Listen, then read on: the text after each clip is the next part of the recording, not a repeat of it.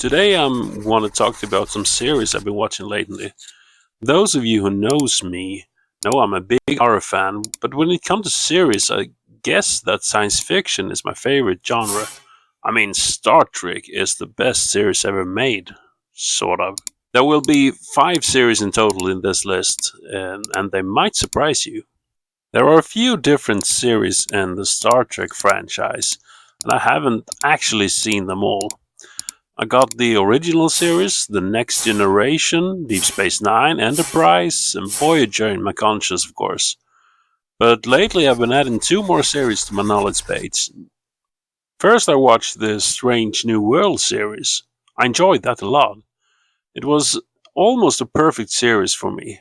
It centers around Captain Christopher Pike, the captain of Enterprise before James T. Kirk took over in the original series.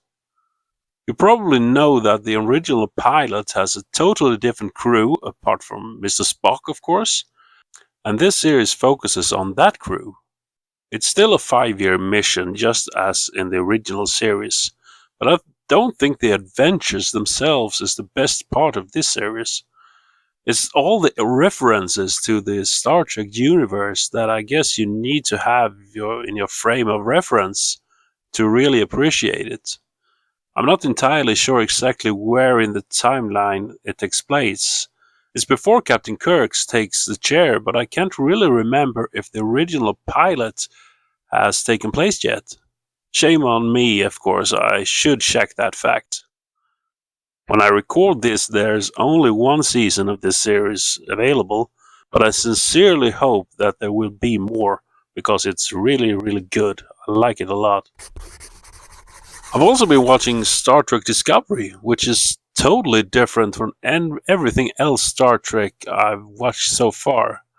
This also takes place before the original series, at least to begin with, because, spoiler alert, it includes some time travels.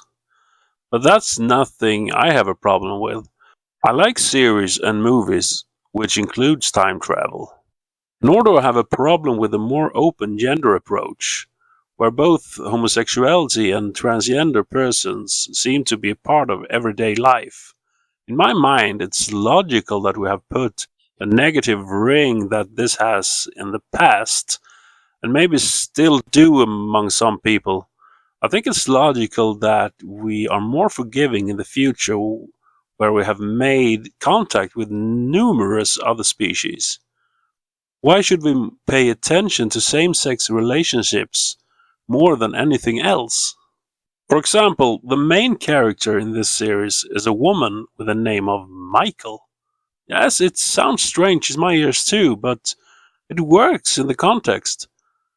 But what I have a problem with is the technology developed in this series.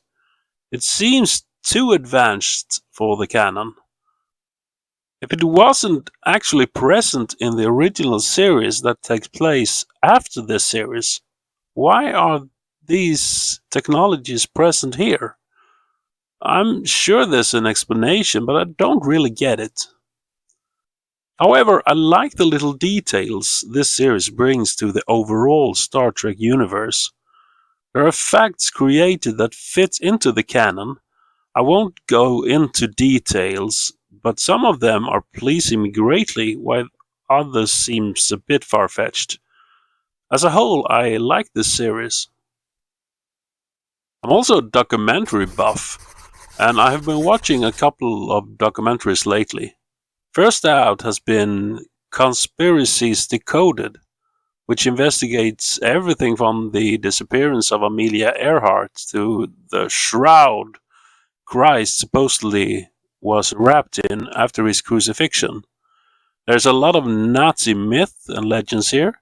Some are indeed brought to clarity using modern forensic methods, while other cases remain unproven theories.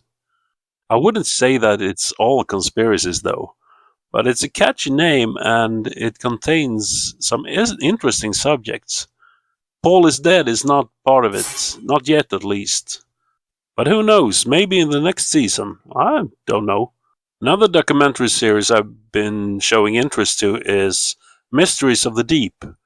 First, I thought it was about mythological creatures, which would have been incredibly interesting for me. But it's not really kind of like that. There is some elements of it because the Kraken is dealt with in one of the episodes, but it's more about sunken ships and history. There's even less proven facts in this series than the former. But you have to remember that the seafloor on Earth is very vast, and only a smart of it is explored for real. There are thousands of ships laid to rest in the oceans, and some of them have quite interesting stories. I like this series even though I'm not really a fanatically interested in naval stories. Finally, I thought I'd mention the 1981 BBC series, The Hitchhiker's Guide to the Galaxy, that I've seen before. I have also seen the movie adaptation from 2005, but there's something special about this quite dry British series. The irony and the humor comes across just right. It's a pretty absurd story, but equally brilliant. It's kind of hard to describe what it's about with only a few words, but let's say that it starts with the Earth's destruction and it goes downward from there.